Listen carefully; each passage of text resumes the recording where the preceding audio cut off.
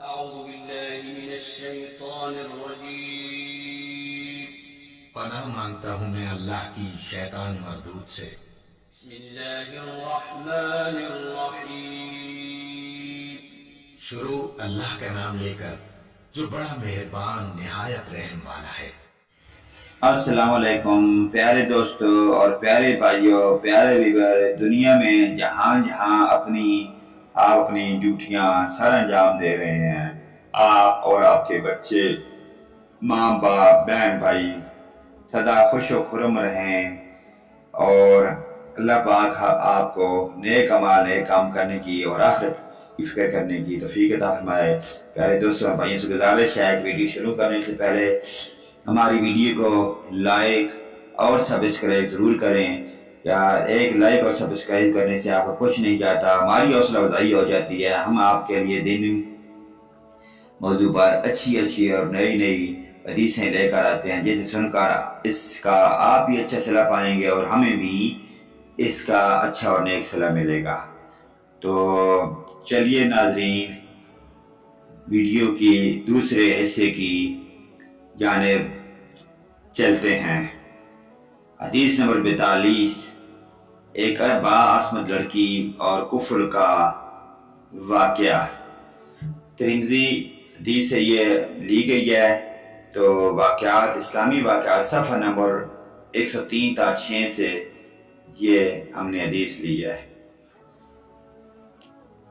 اس نیک نہایت اور پاک باطن اور عصمت با آب خاتون کی پر اثر اور بے لوث مخلصانہ سچی تقریر اور خیر ثوابی نے کفر پر اتنا اور اچھا اور گہرا اثر ڈالا، اور چونکہ جو بات سچی ہوتی ہے دل ہی دل میں اپنا گھر کرتی جاتی ہے، ندامت اور شرمندگی کی ہر طرف سے اسے گھیر لیتی ہے، اور عذاب الہی کی خوفناک شکلیں ایک دم آنکھوں کے سامنے آ کر ہر طرف سے حتیٰ کہ در و دیوار سے دکھائی دینے لگتی ہے۔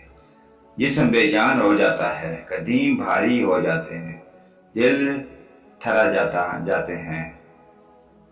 سو ایسا ہی کفر کو معلوم ہوا کہ وہ اپنے انجام پر غور کر کے اپنی سیاکاریاں، بدکاریاں یاد کر کے رویا اور کہنے لگا کہ اے پاک باز عورت، تو محض گناہ اور وہ بھی نہ کرتا پر اس قدر کبریاء ذوالجلال سے ڈرتا ہے۔ ہائے، میری تو ساری عمر اپنی بدکاریوں اور سیاکاریوں، بدعمالیوں میں بسر ہو گئی ہے۔ میں نے تو اپنے منہ کی طرح اپنے اعمال نامے کو بھی سیاہ کر دیا، خوف اللہ کبھی پاس بھی نہ پھینکنے دیا، نہ بھٹکنے دیا،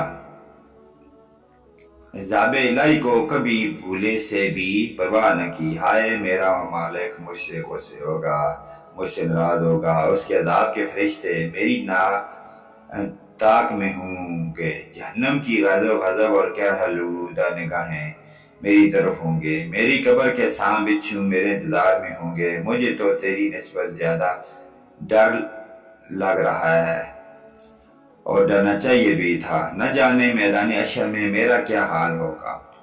اے بزرگ عورت، گواہ رہ، میں آج سے تیرے سامنے سچے دل سے توبہ کرتا ہوں کہ آئندہ رب کی ناراضگی کا کوئی کام نہ کروں گا، اللہ پاک کی نافرمانیوں کے پاس نہ بھٹکوں گا۔ میں نے وہ رقم تمہیں اللہ کے واسطے دی اور میں اپنے ناپاک ارادے سے ہمیشہ کے لیے نہ آیا۔ پھر گریہ زاری کے جناب باری تعالیٰ توبہ استغفار کرتا ہے، اور رو رو کر اعمال کی سیاہی دھوتا ہے، دامن امید پھیلا کر دست دراز کرتا ہے کہ یا رب العالمین میری سرکشی سے درگزر فرما، مجھے اپنے دامن عفو میں چھپا لے، میرے گناہوں سے چشم پوشی کر، مجھے اپنے عذابوں سے آزاد کر۔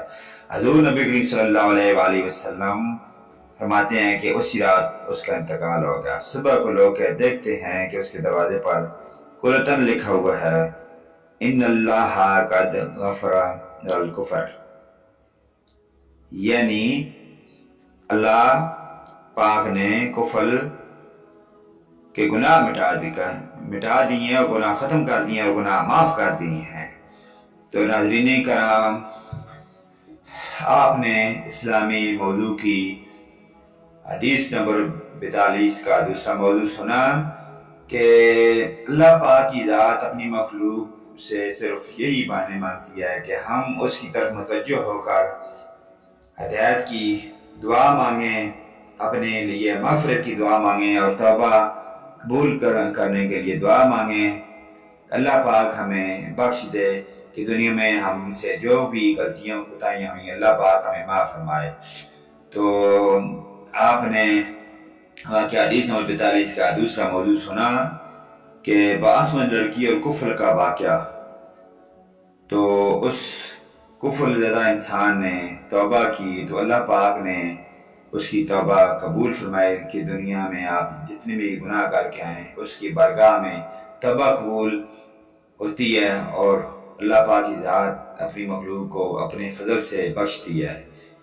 تو اللہ پاک ہمیں آخرت کی فکر کرنے کی توفیق عطا فرمائے۔ ہمیں بھی چاہیے کہ ہم دنیا میں نیک عمال کریں، برائی سے بچیں، اور اس میں ہمیں دنیا میں بھی اچھا صلہ ملے گا اور آخرت میں بھی اس کا ہم اچھا اور نیک صلہ پائیں گے۔